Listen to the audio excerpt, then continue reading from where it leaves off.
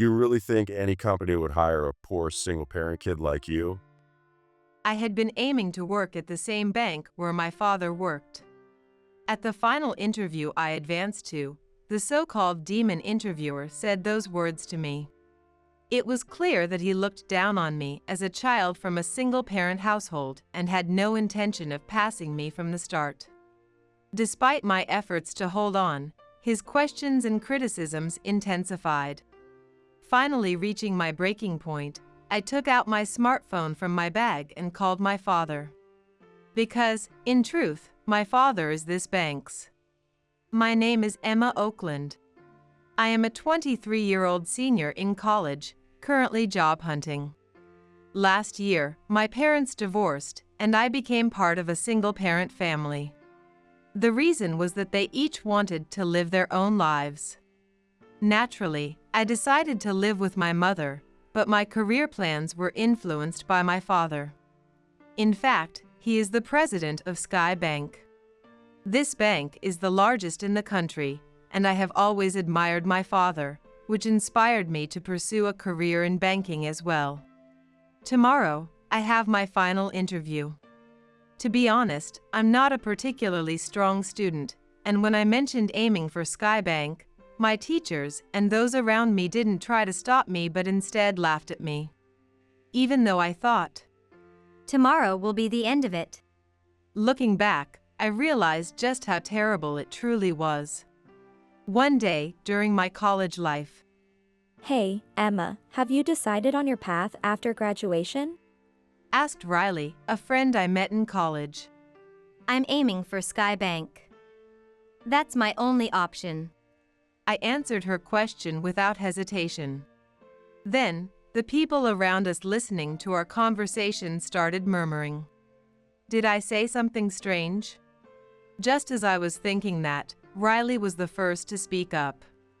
Emma, it's hard to say, but you might want to know your place. Excuse me. The phrase from Riley, whom I thought I could trust, was an insult. Frustrated, as I was about to retort, one of the male students came up to me and said, There's no way you can do it. You know, that's the top bank in the country. In the past 10 years, only one student from this college has managed to get hired there, so it's practically impossible. I already know that. Naturally, I had kept it a secret that the president of that bank was my father. If I said anything about that, people might say that I got in through connections, given my mediocrity. It was clear that that would be a nuisance to my father, and that I would be depressed, feeling my abilities being denied. I didn't like people saying whatever they wanted about things that were not true. I'm saying this for your own good, Emma. That's none of your business. Looking around, I noticed that all eyes were on me, their cold stares piercing my heart. Why do I have to be told something like this? As I was thinking that, one of the teachers, Ms. Brown, noticed the commotion and approached us. What are you guys doing here? The boy from earlier answered. Emma says she wants to work at Sky Bank.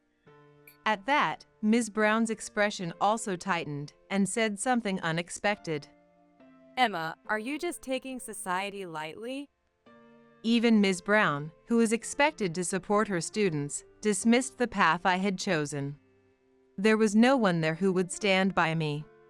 I just want to work there, so what's wrong with that? Naturally, I argued back. However, she continued, pressing against my rebuttal. You're being naive. My father, you know, is an interviewer at Sky Bank. Apparently, he's known as a demon interviewer there. Her last name is Brown, a 29-year-old woman. If her father works as an interviewer and I come across one named Brown, it's likely that he could be her father. A demon interviewer, you say? Yes, exactly. He essentially dislikes new hires. He says that if he hires 2 out of 100 interviewees, that's good enough. No way. If I remember correctly, he works at the City Plaza branch. By the way, you're from a single-parent family, right? I wondered why she would ask such a thing, but I answered honestly. Yes. Ms. Brown then gave a creepy, sly smile. At that time, I had no idea what that meant. Our argument ended as the bell for class rang. From that moment, the way people looked at me grew colder. Starting with Riley, whom I thought was a friend, even the classmates who attended lectures with me began to distance themselves, as if to say they wanted nothing to do with a fool. That coldness only intensified as I passed each stage of the screening process. The screening process for Sky Bank has 4 stages. The first stage is background screening. The second and third stages are interviews conducted by employees from the main branch. The fourth and final stage involves an interview with the hiring manager of the desired location area and the head of recruitment from the main branch, in other words, the Chief Recruitment Officer. My desired location is the Central City area. To my surprise, I passed the third stage of the interview. How did you make it past the third stage? Even those who had looked down on me before showed signs of surprise and anxiety at my success. That was because most of them had failed at the second stage of the process for their own desired placements. As the graduation date approached, not a single person in my class had secured a job offer. Around me, there were eyes filled with impatience, envy, and jealousy. There was even the possibility that I might be the first to secure a job offer. Out of pride, those who had spoken with such arrogance further ostracized me. However, I grew accustomed to that environment at college and decided to focus solely on myself. I was single-minded in pursuit of a job offer from Sky Bank. That was my motivation. One day, after class, Ms. Brown started openly attacking me in front of everyone. All right, everyone, please listen up. She shouted to everyone who was getting ready to leave. At her call, everyone turned around and stopped what they were doing. I also concentrated on her, curious about what was happening. Then, she began to speak. Emma Oakland has successfully passed the third stage of Sky Bank's hiring process. The atmosphere in the room immediately grew tense. With her next words, the mood shifted as if everyone had been revived. However, it seems she's likely to fail the fourth stage of the process. Huh? What does she mean? I muttered, barely able to comprehend. Seeing my reaction, Ms. Brown's face twisted into a sly grin. That is because the interviewer for the fourth stage has been decided, and it will be none other than my father, the demon interviewer. Wow. The room buzzed with surprised reactions and even cheers. Too bad for you. Know your place. Serves you right. The classroom was all at once filled with voices criticizing and ridiculing me. I couldn't believe that. Just because of the job hunt, the people I thought were my peers directed hatred toward me, although I hadn't done anything wrong. Yet, everyone hurled insults and mockery at me.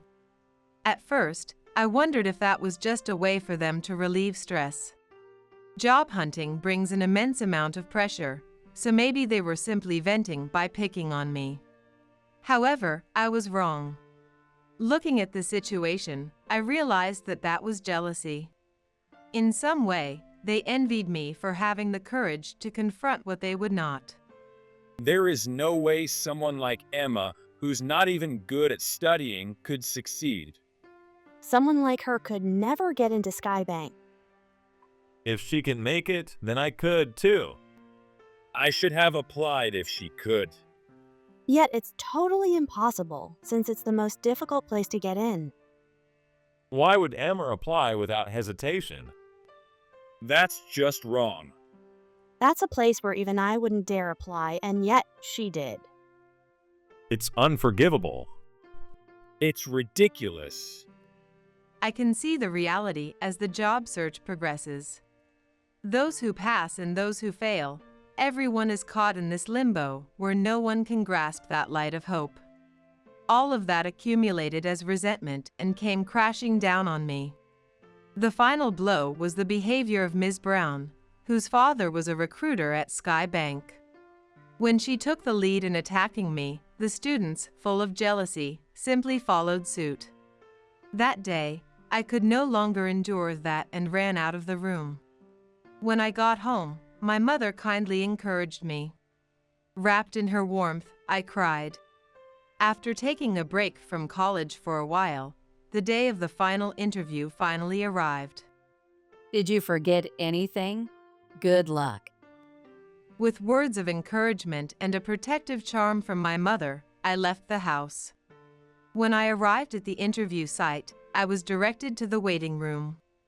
The number of applicants for the Central City area had initially been close to 300, but there were only about 10 of us left.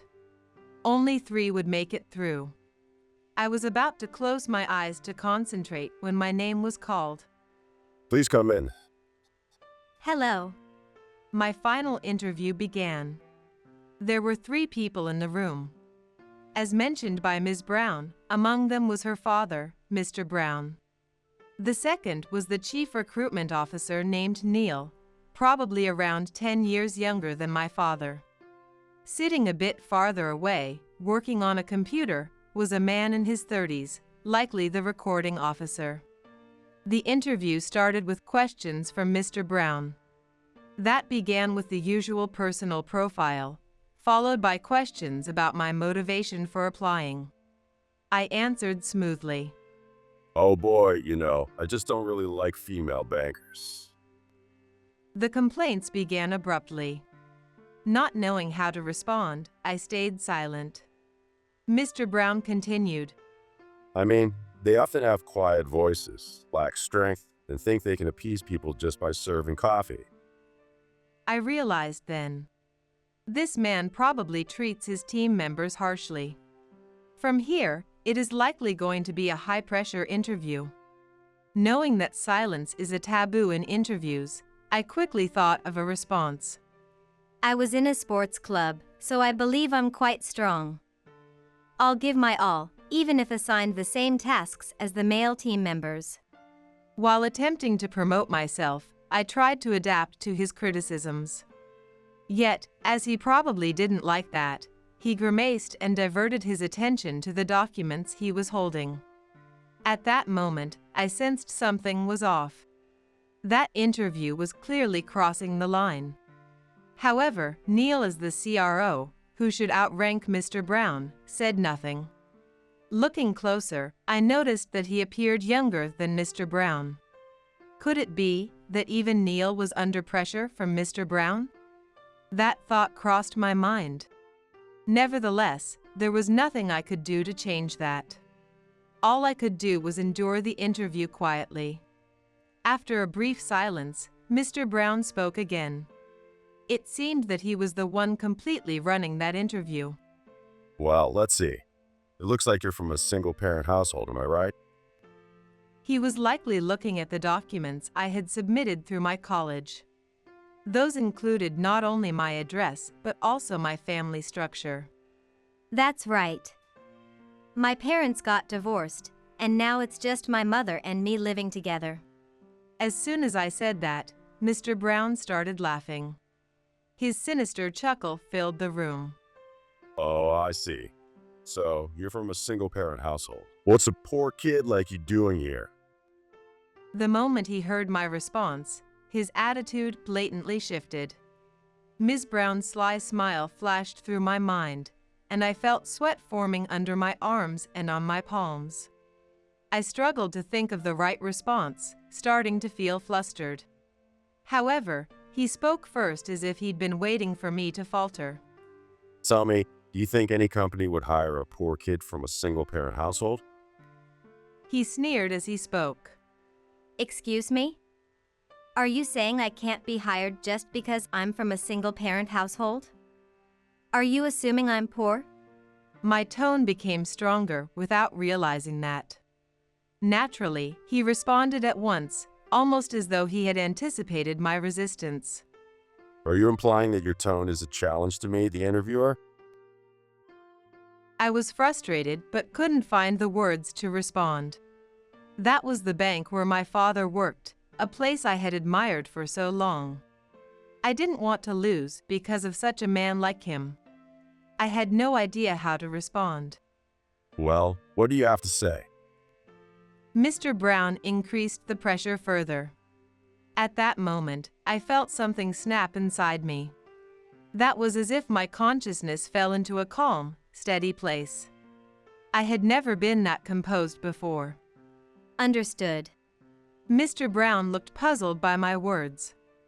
As I stared at him, I stood up from the hard metal chair. Wait, what are you doing? Standing up all of a sudden. Even the CRO named Neil, who had been silent until now, finally spoke up. Have you finally lost it? Let's see what you'll do now. I'll have you know I've heard all about you from my daughter. It seemed that Mr. and Ms. Brown had been sharing information about me. Wasn't that a breach of confidentiality? Never mind, that hardly mattered anymore. I reached into my bag, pulled out my phone, and began making a call. What the hell are you doing here? How dare you start making a phone call in the middle of an interview? Are you mocking this interview process? If you don't stop right now, you'll be rejected on the spot. Mr. Brown tried to threaten me, but I didn't flinch at all. Speaking into the connected call, I said, Hello, Dad? Your father, you say? What can someone from a single-parent household do, clinging to a father they separated from? Was that laugh just now from a recruiter? Yeah, that's right. The one named Mr. Brown. Hey, Dad? Can you come to the interview venue right now? Of course. I just finished stopping by a nearby branch, so I'll be there in 10 minutes. Wait for me there. Got it. With that, I ended the call. The recorder's eyes widened as he looked at me, clearly shocked by the unusual sight. The one who reacted most strongly was, of course, Mr. Brown. Pointing at me, he burst into laughter. My God! You're done for now. Are you making a phone call during an interview? Unheard of. There's no way you're passing. Go home and take a nap, kid. At that moment, I finally decided to confront him. I had reached my limit. That was not an interview at all, but a farce. The one who's done here is you, Mr. Brown. My sudden defiance toward the interviewer left Neil and the recorder utterly stunned. Judging by their expressions, it seemed no one had ever dared stand up to that man's tyrannical behavior until then. As proof, I noticed a glimmer of hope in the recorder's eyes. Was he anticipating Mr. Brown's downfall? You insolent brat! Mr. Brown slammed his right hand onto the table with a loud thud, the sound echoing through the room. The other guys were startled, but I didn't budge an inch.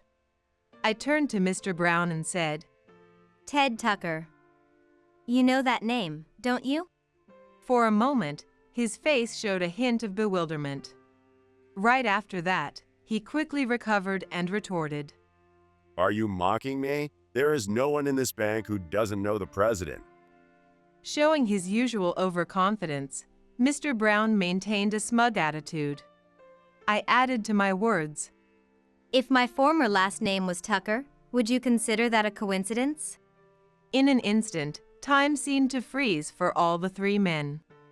Neil and the recorder stared at me, their eyes wide with shock. Mr. Brown stood up from his chair, muttering.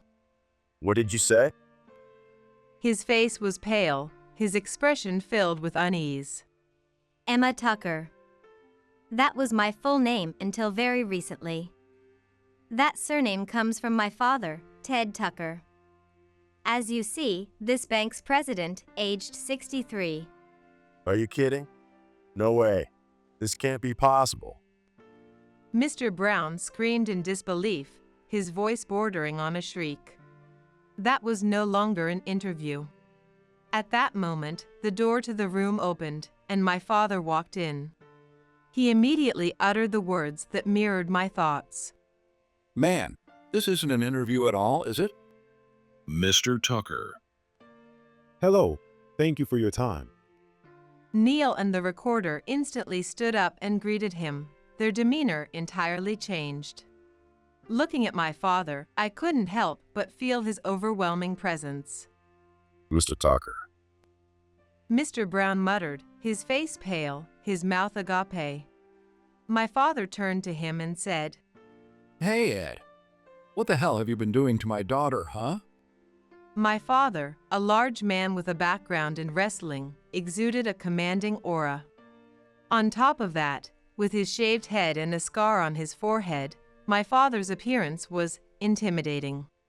His deep, resonant voice was one that would instill fear in everyone hearing that. Even Mr. Brown, who had been so bold toward me, shrank back at his voice, letting out a pitiful squeak. I didn't ask for a response. Well, I have something to ask you, Neil. Yes, sir. Aren't you our crow? And yet you let this man's tyranny go unchecked until now? I deeply apologize, sir. Neil was flushed with embarrassment, and a light sweat appeared on his forehead. That sight made the young recorder look terrified, his expression frozen. Even though he had done nothing wrong, sweat dripped from his forehead. Hey you, your name? My father suddenly spoke to the recorder in a gentle tone. The abrupt change in his voice only made that more terrifying. It's Mike, sir. Well, Mike, could you send today's interview records to my PC? You've been recording the audio too, haven't you? As I later learned, the bank's interviews were not only transcribed, but also recorded as a backup. Due to that, Mr. Brown's abusive behavior was exposed to my father, leading to inevitable disciplinary action. When I glanced at Mr. Brown, he was trembling uncontrollably, looked like a deer caught in the headlights. Hey, Ed. Yes, sir. What they did? Mr. Brown was so terrified that he couldn't even speak properly. He was a completely different person from earlier. Apologize to Emma. Listen, I'm not asking this because she's my daughter. You trampled on the dreams of a young person who wanted to work at this bank. At my father's words, Mr. Brown stammered an apology. I'm so sorry. Yet, even as I observed his apology, I found myself unable to forgive him. Dad. I can't forgive him. Of course not. My father replied, stepping closer to Mr. Brown. The sight resembled a lion closing in on its prey. Hey, you. You understand what's going to happen to you for this, don't you? My father's voice carried a heavy weight. Mr. Brown froze in place. The victim is not just my daughter, is it?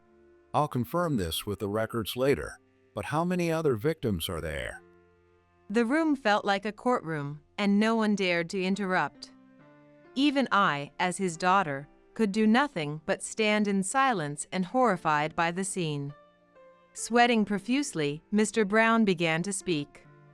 Well, at least over 100 people. I was shocked to hear his admission. He had treated over 100 people the same way he treated Maine. Furthermore, the fact that his behavior had gone unchecked made me question the hiring practices of the bank. Even though that was my father's company, my distrust only grew. Neil. Yes, sir. I've been busy with overseas projects and trusted you to oversee recruitment. Looks like I misjudged you. All of this happened because of me, huh? Well, That's why I'll take full responsibility and reform the HR system. This must never happen again. Both of you should be prepared for disciplinary action. Ed, as for you, I will never forgive you. Eek. Mr. Brown let out a terrified whimper in response. I intend to gather all the victims and form a victims association. I'll also openly disclose this to the media. I'm prepared to take any blame myself. So you should brace yourself too, do you understand? At my father's words, Mr. Brown, as if losing his sanity, collapsed to the floor. My father stepped away from him and opened the window. Fresh air returned to the tense room. everyone realized they had forgotten to breathe. Thus, my interview came to an end. As for the result, I successfully got a job offer. It was apparently the result of discussions among all the recruitment officers across the regions, based entirely on the recorded audio, with no favoritism from my father whatsoever. As a result, the cases of those who had been rejected by Mr. Brown were also reviewed. The following day, that incident was broadcast on the news. My father apologized through the media. His sincere apology earned widespread approval, and he remained the president. Meanwhile, Neil as the CRO resigned voluntarily, and Mr. Brown faced lawsuits from both the company and the Victims Association. As Mr. Brown's past tyrannies came to light one after another, he was eventually arrested for defamation. Back at the college, Ms. Brown, with a stiff smile, congratulated me in front of the class. Emma, congratulations on your job offer.